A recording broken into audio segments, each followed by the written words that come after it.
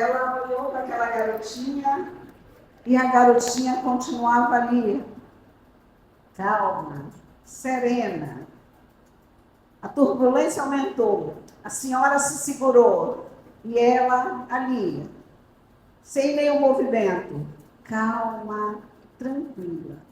Em determinado momento, quando tudo se acalmou, a senhora perguntou para aquela menina por que ela estava ali, tão calma, tão serena, por que ela não estava com tanto medo.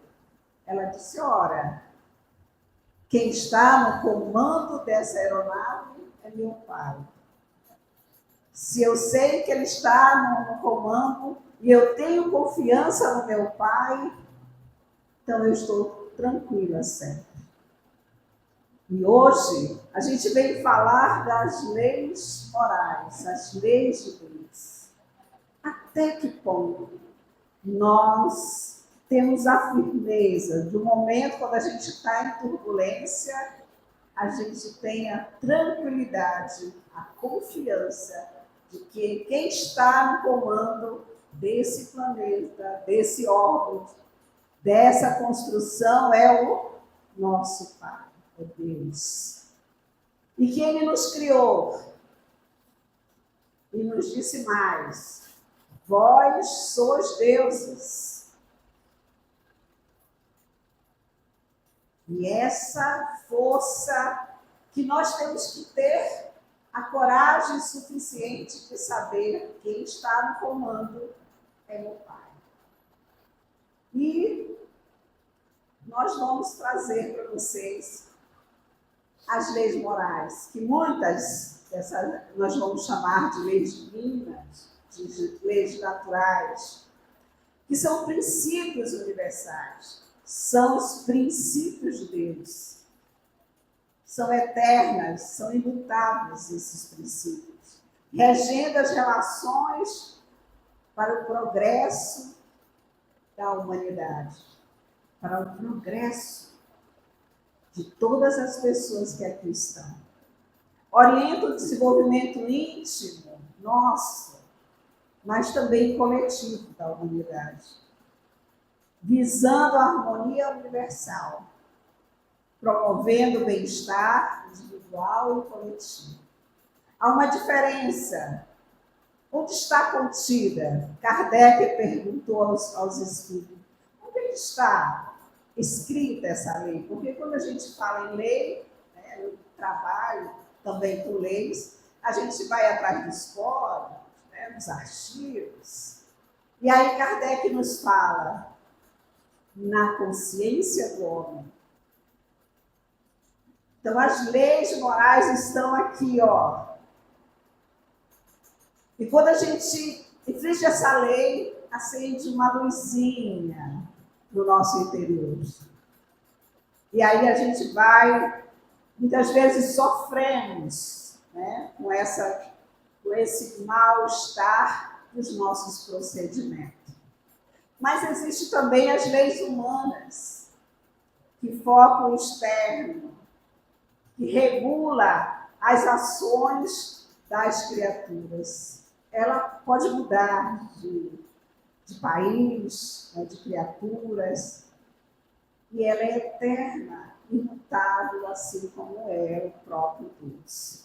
E aí a gente vai trazer para vocês as leis divinas. São todas essas, 10 leis. E aí a gente trouxe Jesus como exemplo dessas leis, para dizer que ele nos trouxe para que a gente pudesse fazer a nossa caminhada durante várias precedências de encarnações aqui nesse plano, para o nosso melhoramento intelectual e moral. E aí, a gente traz para vocês a primeira lei, que está lá no livro dos Espíritos, que é a lei de adoração. Parece que Deus estabelece uma lei para ser adorada. Mas Mas Jesus explicou no Sermão da Montanha que onde está o vosso tesouro, ali está o seu coração. Eu trabalho com a assistência social. Quando chega um adito, uma pessoa dependente química, eu compreendo ali qual é o seu processo, que tipo de química que ele vamos dizer que ele fuma, né? E aí, quando chega aquela pessoa lá para a gente atender, eu sei que aquele dependente químico é de álcool, é de droga, é de cocaína, é de crack. Porque você se torna aquilo que você adora. Imaginemos que uma pessoa que tem essa dependência, e porque ela se torna tudo aquilo que ela adora. Você fica semelhante àquela pessoa. O que diz a lei de adoração? Diz que se você quer se tornar divino, então você ama a Deus, as coisas, porque você vai refletir Deus em você. Porque Deus nos disse, brilhe a vossa luz diante dos homens, para que eles vejam as vossas boas obras e glorifiquem. Glorifique a Deus que está no céu, porque você se tornou um instrumento de Deus. E foi isso que Jesus disse. Filipe chegou para Jesus e disse, Jesus, como eu posso ver Deus? Jesus olhou para Filipe e disse, mas Filipe, olha para mim e veja, o Pai e eu somos uma só pessoa. Então, quando a gente adora, quando a gente trabalha no bem, quando a gente trabalha para que as coisas de Deus se tornem a nossa luz brilha através daquilo que nós estamos fazendo. Então, Deus, você se torna aquilo que você adora. Então, essa lei se refere à elevação dos nossos pensamentos. Nosso pensamento é força, é luz, se transforma o ambiente. Ressalta a necessidade de reavaliar a relação entre o Criador e você. Uma das formas de adorar o Senhor é através da oração. Assim, é possível pedir, é possível louvar e agradecer. Uma senhora essa semana me disse o seguinte, eu tenho rezado tanto a Deus para que Ele possa me mudar. Eu sei que eu ainda não consigo fazer tantas coisas, mas eu queria tanto ser boa, eu queria tanto fazer o bem para as pessoas. E eu disse, e por que não faz? Você tem que fazer por você. Esse exercício é nosso, de fazer pelo outro. Se você quer uma mudança em você, você tem que fazer o trabalho em você, tem que trabalhar as questões que ainda têm limitantes em você. E aí a gente fica pedindo a Deus, louvando a Deus, solicitando a Deus, para que Ele possa fazer aquilo que é competência nossa, para a nossa melhoria espiritual, para o nosso progresso espiritual. Isso não depende de Deus, depende de todos nós que aqui estamos, de fazer o melhor por nós, de trabalhar as questões que ainda temos que fazer e aí deixamos por conta de Deus. E aí, dentro disso, a gente traz a lei do trabalho. Falando para vocês que o trabalho resulta da finalidade, né, na conservação do nosso corpo, do nosso desenvolvimento intelectual, que é uma necessidade que a gente tem para elevar acima de nós mesmos. Cabe ao homem a intenção de tornar meritório o seu trabalho por meio do exercício e do desenvolvimento da sua inteligência. Na pergunta 674, Kardec, os espíritos respondem a Kardec que o trabalho é uma lei da natureza e por isso mesmo é uma necessidade. Nós só evoluímos, só progredimos, tanto moral, tanto intelectualmente, quando a gente se exercita no trabalho. Essa lei enfatiza a importância do trabalho, não só no meio da nossa subsistência, mas como uma ferramenta para o nosso progresso espiritual e para o nosso progresso moral. O trabalho nos dá força, o trabalho nos dá luz para que o progresso se realize no mundo e em nós. E aí a gente tem também a lei da sociedade. E vamos, na lei da sociedade, Kardec pergunta aos espíritos o que essa sociedade vai fazer com que evoluam. E aí ele responde: Deus fez homens para viver em sociedade e todos devem concorrer para o progresso, ajudando-se mutuamente. Ninguém faz nada sozinho.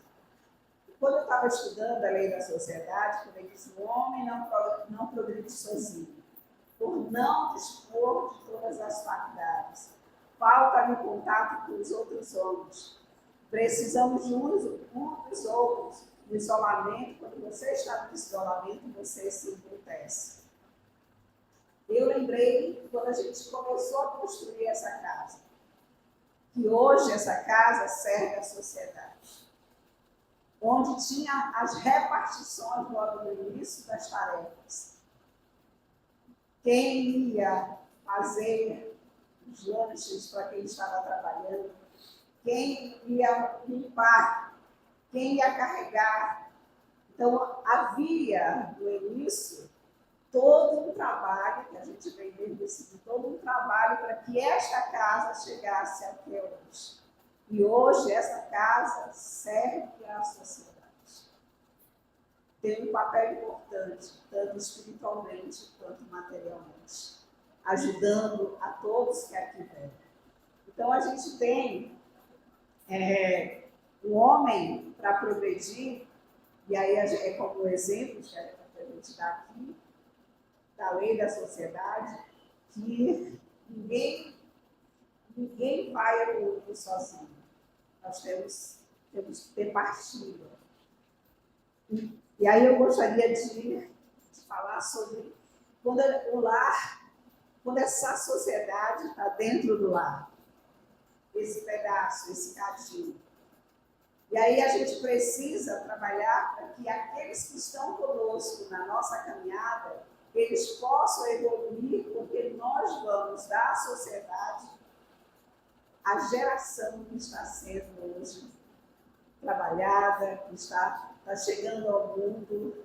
E esse papel é nosso, para que futuramente essa geração possa estar melhor do que a nossa, produzindo melhor do que a nossa.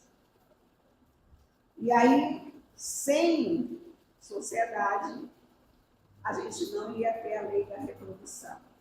Que essa lei vai assegurar a continuidade da vida, destacando a responsabilidade das relações afetivas e familiares. Então, ela se relaciona com a lei da conservação, que da espécie do amor em família. Sem a produção, sem a reprodução, o mundo corpóreo vai perecer. Também é necessário que tanto a lei da sociedade, quanto a lei do progresso e a lei da reprodução, elas estão muito ligadas dentro das leis humanas. A sociedade é necessário que a lei de reprodução se estabeleça para que a sociedade realmente ela evolua. E o progresso, que ninguém, lá no livro dos Espíritos, vai nos dizer que o progresso é uma lei que se realiza independentemente da vontade nossa, da vontade do outro.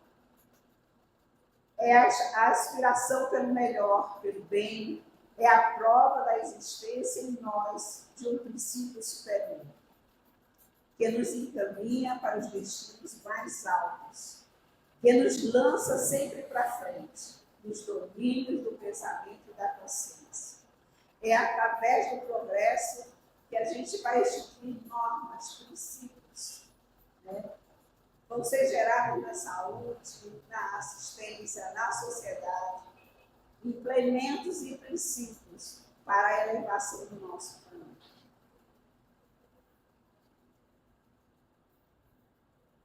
E aí, dentro dessa lei, a gente vai ter a lei da conservação, que motiva o cuidado com a própria saúde e o bem-estar, reconhecendo que o nosso corpo físico como um instrumento valioso para o espírito. Ninguém tem o direito de tirar a própria vida. Deus nos dá a liberdade de viver para o bem. Então, as leis morais, segundo o Espiritismo, se aplicam aos cuidados com a natureza em geral, já que dependemos de um planeta saudável para viver bem. A gente colocou aqui também, para que a gente possa pensar um pouquinho, tem uma pergunta de Kardec, que ele fez aos espíritos.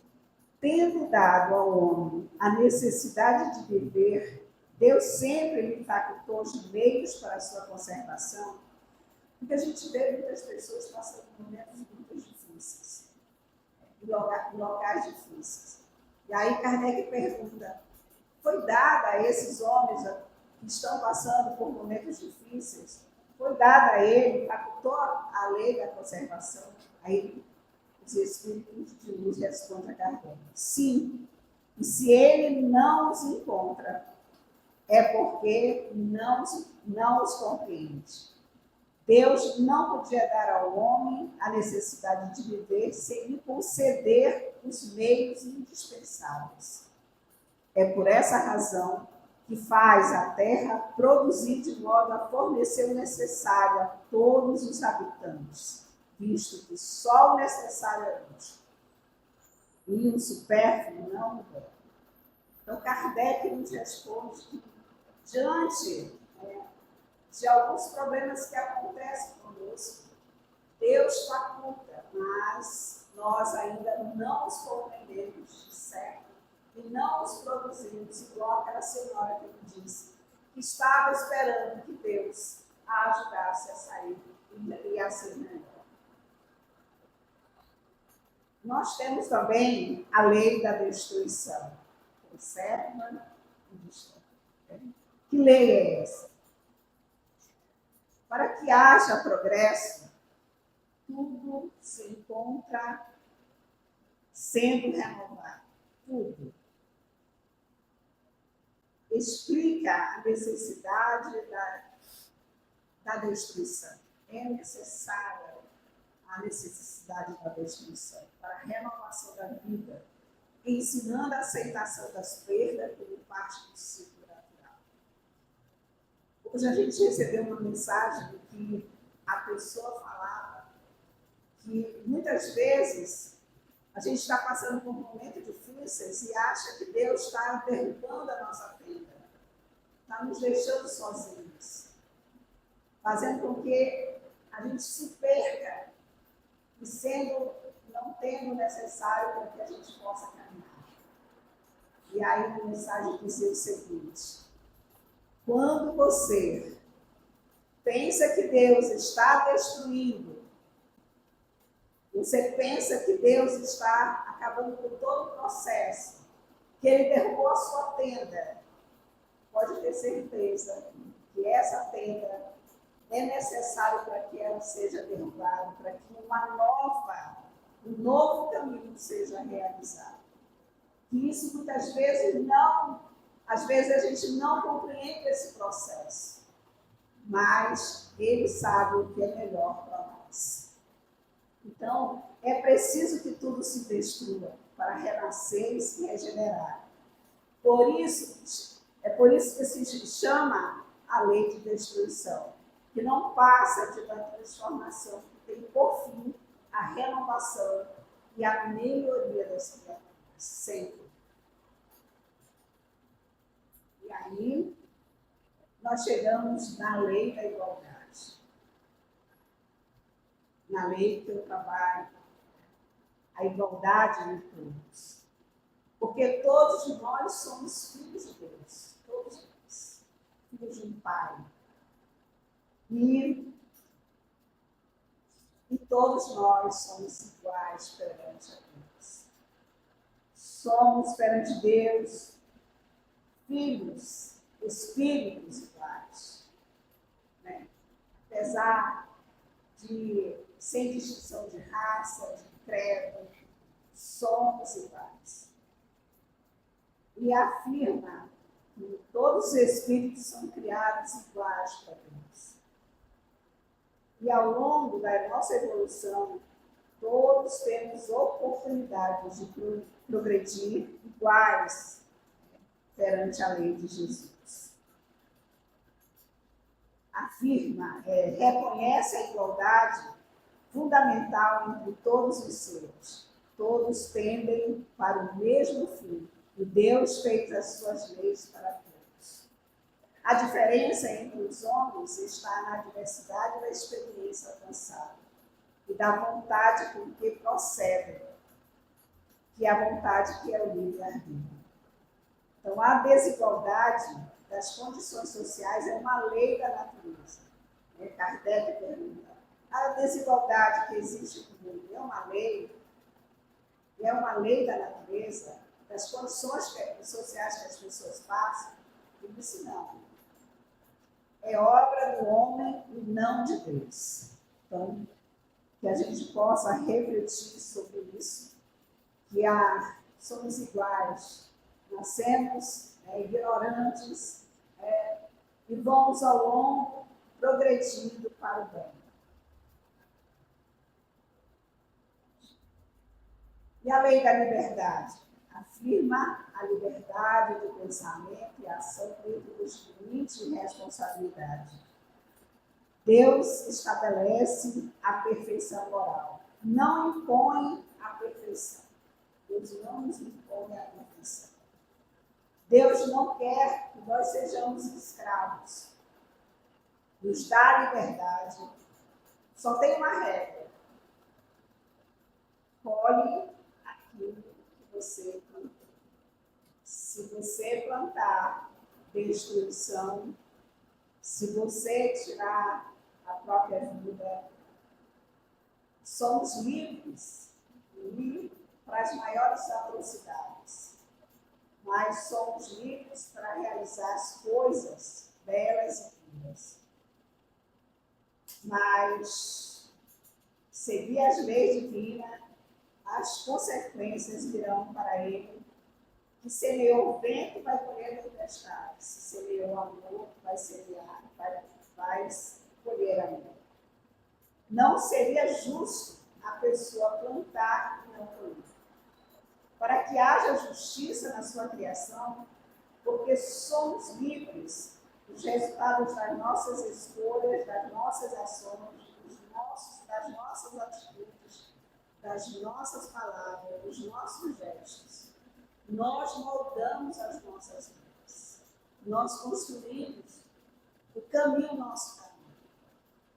A vida é como se fosse uma argila. Nós somos co-criadores em plano melhor. Nós moldamos a nossa vida ao longo das encarnações.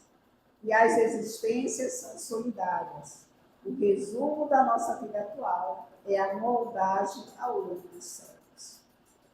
E aí, Kardec pergunta, em que condições o homem poderia gozar de absoluta liberdade? Onde ele vai?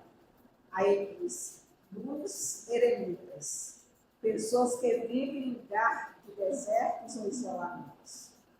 Quando a gente vive em uma sociedade, a gente tem limites um com o outro. E aí, nós vamos ter que respeitar a liberdade do outro para viver bem em sociedade. E aí, Kardec, na última parte, ele vai falar de uma lei só, que é a lei do amor, de justiça e caridade. E aí ele vai falar de um momento que é muito importante. O verdadeiro justo é aquele que pratica a lei do amor, da caridade, porque sem amor e caridade não há justiça. Justiça sem amor e sem caridade não é caridade. Segundo Haroldo Dutra, ele diz que quando isso não acontece, essa justiça, esse amor é muito. E aí, sempre que a gente falava das leis divinas, falava através de Alípio Cerqueira, ele dava o exemplo da lei do amor como se fosse um triângulo. E aí ele colocava o amor numa ponta do triângulo, na outra caridade, e aqui a justiça. E Haroldo vem trazer um outro conceito dessa lei. Ele fala que um lado da mão é a caridade, do outro lado é a justiça. E no meio fica o amor. E o amor se abraça, ele não está separado. Por isso que os três estão juntos. E aí ele fala dessa iluminação. Ele fala que quando você está na ignorância, e a Líbia também fala, quando você está na ignorância, você não ilumina o outro. Então, quando você começa a iluminar, você começa a sentir. E esse sentimento é o abraço ao amor. Por isso que ele diz que quando um dos dois não é realizado, o amor ou a justiça e a caridade, essa lei é única. E aí ele vai falar também que o amor, em certo momento, ele age, e a justiça é amor, e quando ela é amor, ela corrige, quando ela é amor, ela educa, quando ela é amor, ela dá limites, e fala que a justiça é uma das manifestações do amor, e muitas vezes se manifesta na caridade e na doação. Então, a caridade, o amor e a justiça é um princípio central do Espiritismo.